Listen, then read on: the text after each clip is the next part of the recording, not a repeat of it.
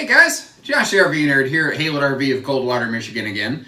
And I just had a really interesting conversation with a customer. And this time of year, like you can see, I'm wearing coats and whatnot. Around the Midwest here and other parts of the country, it gets cold.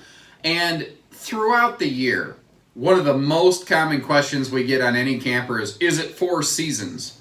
And first of all, there's no real definition of what that means. What I've always kind of felt it meant is something 0 to 100 degree rated.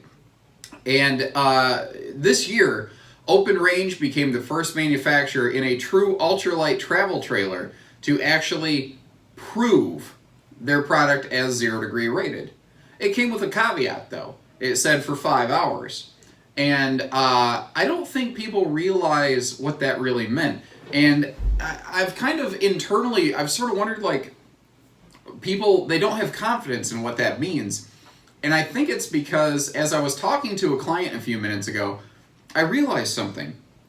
And that is that people equate 0 degrees to freezing. But that's not true. 0 degrees is 32 degrees past freezing, at least in the Fahrenheit scale that we tend to use here in the United States. And I don't think people quite grasp exactly what that means. So if you look at the scale from 0 to 100, literally no trailers are going to have freezing issues all the way down to 32 degrees. And I don't think people often wrap their heads around that fact. The fact that, most people aren't camping when it's 32 degrees. So for most people, it's just really not an issue. Now, I understand that like a cold camp package will tend to improve hot camp efficiency. I get that, I do. There's other things that can also assist there that are way, way lighter weight and less expensive. But every camper is going to be fine to 32 degrees. That's a non-issue. Then there are campers that have extended season packages, which usually just means an enclosed underbelly with some sort of forced air heat dump down there. It's not flashy, it's not fancy, but it is effective. It will help give you the protection. If it dips below freezing, which is not 0 degrees, remember, if it dips below 32 degrees overnight and then comes back up during the day, like you have in the spring and the fall, perfectly fine. That camper is going to be perfectly fine. Now, let's go back to what started this. Open Range is 0 degree rated in their light and ultralight travel trailers and fifth wheels for up to 5 hours. Proven. What does that mean? That means that it could be anywhere between 32 to 0, and basically, guys, you're pretty much in the clear. It can be sub-freezing and be fine. Now, if the temperature gets all the way down to 0, the 5-hour clock begins.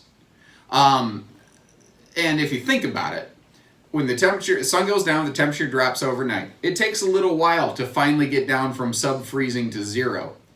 And it doesn't tend to stay there because the sun comes back up and the temperature goes back up with it. That 5-hour window is enough to extend people's camping seasons to a pretty impressive degree. And that's just, it's one of those things, the biggest thing that I took away from this with this client is you realize that 0 degrees and freezing are 2 different numbers, and they, like a light bulb went off. And I thought, I wonder how many other people have that sort of same, not misunderstanding. I think this person fully understands when water freezes and what 0 degrees represents.